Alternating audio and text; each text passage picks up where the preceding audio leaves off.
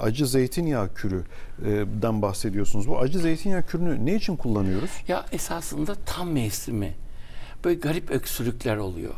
İşte boğazım gıcıklanıyor. Şuralarım kıtır kıtır oldu. Çok söylerler ya. Burada bir kıl var sanıyorum falan. Perişan oluyor. Öksürüyor, aksırıyor, çıkmıyor, gitmiyor. Gece yatarken ayağın altına süreceksin. Çorabı giyip uyuyacaksın. Ah. Tabii. Bildiğimiz saf zeytinyağı mı yoksa Saf içine acı macı ekliyor musunuz? Acı koyuyorum içine, acı biber koyuyorum. Bildiğimiz acı biber. Bunu sarımsakla da yapabilirsiniz. Bunu acı biberle de yapabilirsiniz. Bundan bir kaşık içtiğinizde yani tatlı kaşığı kadar tükettiğinizde ya da salatalarınıza kattığınızda metabolizmanız hızlanıyor.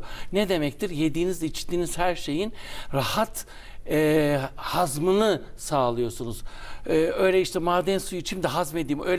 O da bir şehir efsanesi. Öyle bir şey yok. Maden suyu hazım için içilmez mi? O hiçbir şey için içilmez. O sadece minerallere ihtiyacımız olduğu için içilir. Ve acı zeytinyağı, yani içine biber ve sarımsak attığımız zeytinyağı, bu hazmı kolaylaştıran bir şey. İnanılmaz bir şey. Ve çok güzel bir aroma veriyor.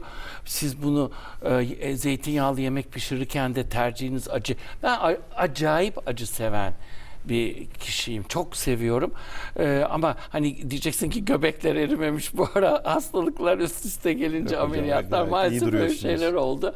Ama zindelik adına, sağlık adına acıyı tüketmek gerekiyor. Ayağımızın altına sürüp yattığımızda ne oluyor?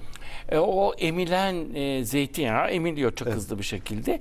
Kan damar sistemine geçiyor ve sizin rahatlamanızı sağlıyor. Rahat nefes almanızı sağlıyor. Nefes darlığına iyi geliyor. Nefes rahatlıyor ve bu öksürüğü de alıyor. Özellikle öksürük meselesi şu son dönemde, işte bu baharda, kıştan bahara geçti, çok genellikle böyle bu dönemlerde şey olur. Bahar nezlesi, bahar alerjisi olur. O gıcıklamalar olur ve burada yoğunluk meydana gelir. Sökemezsiniz orada biriken balgamı. Onun sökülmesinde destek olur. Çok güzel. Daha fazla video izlemek için kanalımıza abone olabilir, ilk izleyen olmak isterseniz bildirimleri açabilirsiniz.